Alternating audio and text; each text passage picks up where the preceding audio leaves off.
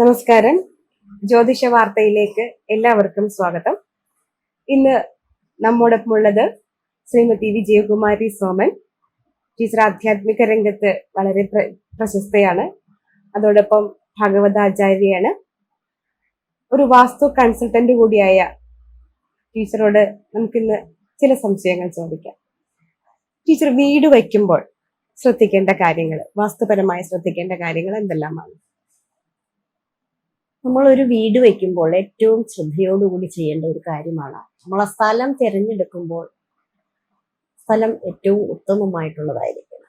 അതായത് വടക്ക് കിഴക്കോട്ട് ചെരിഞ്ഞ ഭൂമി, തെക്ക് പടിഞ്ഞാറൊക്കെ ഉയർന്നിരിക്കുന്ന ഭൂമിയായിരിക്കണം. അതുപോലെ തന്നെ പരിസരങ്ങളെല്ലാം ഉയർച്ചയുള്ള സ്ഥലമായിരിക്കണം നമ്മൾ തിരഞ്ഞെടുക്കേണ്ടത്. റോഡിനൊക്കെ കുറെ താഴെയായിട്ട് നമ്മൾ വീട് വെച്ചാൽ അതിൻ്റെതായ ഐശ്വര്യം കുറയും. വീട് പണിയുമ്പോഴാണെങ്കിലും നമ്മൾ വാസ്തു നോക്കി വീട് പണിയുന്നതായിരിക്കും ഉത്തമം. വാസ്തു നോക്കി ഒരു കുടിലുണ്ടാക്കിയാലും അതൊരു കൊട്ടാരമായിട്ട് മാറും. സമയം നമ്മളൊരു കൊട്ടാരം ഉണ്ടാക്കി വാസ്തു ഒന്നും നോക്കാതെ ഒരു കൊട്ടാരം പണിത് അതിൽ ജീവിച്ചാൽ നമ്മൾ ഏറ്റവും പാമരനായി തീരുകയുള്ളൂ. അതുകൊണ്ട് നമ്മൾ വീട് നിർമ്മിക്കുമ്പോൾ നമ്മൾ വാസ്തുവിന് കൂടുതൽ പ്രാധാന്യം കൊടുക്കണം. ആദ്യമായി സ്ഥലം തിരഞ്ഞെടുക്കുക. അതിനുശേഷം നമ്മൾ ആ വാസ്തുവില് സ്ഥാനം കാണുക. ഇതെല്ലാം ഉചിതമായ സ്ഥലത്ത് ചെയ്താൽ മാത്രമേ പ്രയോജനം കിട്ടുകയുള്ളൂ. അതുപോലെ തന്നെ നമ്മൾ വീട് പണിയുമ്പോൾ വീട്ടിലെ മുറികൾ, ഓരോ മുറികൾ ഇന്ന സ്ഥാനത്ത് ഇന്ന മുറികൾ എന്നുണ്ട്. ഇപ്പോൾ തെക്ക് പടിഞ്ഞാറ് എടുക്കുകയാണെങ്കിൽ നമ്മൾ അവിടെ ബെഡ്റൂം തന്നെ വേണമെന്നാണ്. അതുപോലെ തന്നെ പൂജാമുറി പണിയുവാണെങ്കിൽ വടക്ക് കിഴക്ക് ഭാഗത്ത് പൂജാമുറി കൊടുക്കുക, അല്ലെങ്കിൽ വടക്ക് കൊടുക്കുക, അല്ലെങ്കിൽ കിഴക്ക് കൊടുക്കുക. അതുപോലെ തന്നെ ടോയ്ലറ്റുകൾ ഗൃഹമധ്യത്തിലൊന്നും പാടില്ല.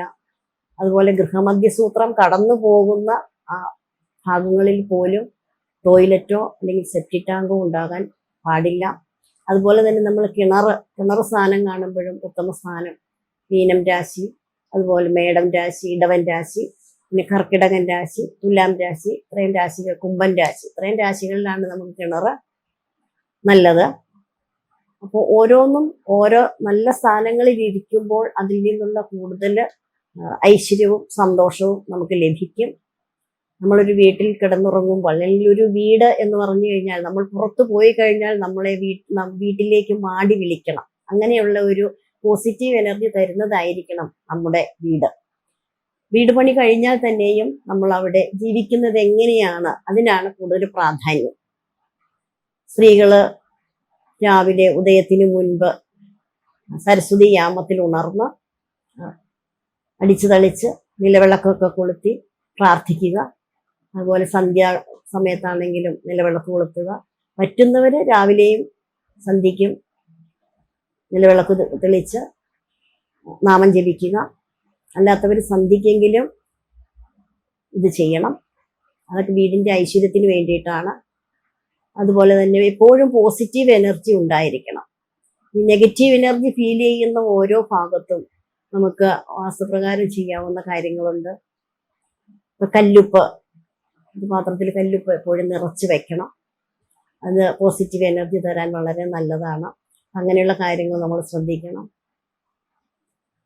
കുട്ടികളുടെ ഉന്നതി, അതുപോലെ തന്നെ ആരോഗ്യ സൗഖ്യം, ഇതെല്ലാം വീട്ടിൽ നിന്ന് പോലും നമുക്ക് ലഭിക്കുന്നുണ്ട്. വീട് സ്ഥാനം തെറ്റിക്കിടക്കുക, അല്ലെങ്കിൽ കണക്ക് തെറ്റിക്കിടക്കുക, ഇങ്ങനെയൊക്കെ ചെയ്തു കഴിഞ്ഞാൽ, ഗൃഹചുറ്റ് തെറ്റിക്കിടന്നു കഴിഞ്ഞാൽ ഗൃഹനാഥനും, അതുപോലെ അടുക്കളയുടെ ചുറ്റ് ശരിയല്ലെങ്കിൽ ഗൃഹനാഥയ്ക്കുമാണ് ദോഷം. അതുപോലെ തന്നെ കുട്ടികൾ കിടക്കേണ്ട മുറികളുണ്ട്. കന്നിമൂലയിലെ മുറികളിലൊന്നും കുട്ടികൾ കിടക്കരുത്. വിവാഹത്തിന് ശേഷം മാത്രമേ അത് ഉപയോഗിക്കാവുള്ളൂ. അതുപോലെ വടക്ക് കിഴക്ക് മുറി പണിതാൽ അത് ഭാര്യയും ഭർത്താവും കൂടി അത് ഉപയോഗിക്കാൻ പാടില്ല. അങ്ങനെയുള്ള ചില വാസ്തു കാര്യങ്ങൾ നമ്മൾ പ്രത്യേകം ശ്രദ്ധിക്കുക. അപ്പോൾ വീടെപ്പോഴും ഐശ്വര്യമുള്ളതായിട്ടിരിക്കാൻ വേണ്ടി വാസ്തു നോക്കി തന്നെ ഗൃഹനിർമ്മാണം നടത്തേണ്ടതാണ്. വാസ്തുപരമായ ചെറിയ കാര്യങ്ങൾ പോലും, ചെറിയ വ്യത്യാസങ്ങൾ പോലും നമ്മുടെ വീട്ടിലെ ജീവിതത്തെ വളരെയധികം ബാധിക്കും. ഈ വിഷയത്തിൽ ടീച്ചർ നമ്മളോട് വളരെ വിശദമായി തന്നെ കാര്യങ്ങൾ പറഞ്ഞു. ഇതോടുകൂടി ഇന്നത്തെ ഈ എപ്പിസോഡ് ഇവിടെ അവസാനിക്കുന്നു. നന്ദി, നമസ്കാരം.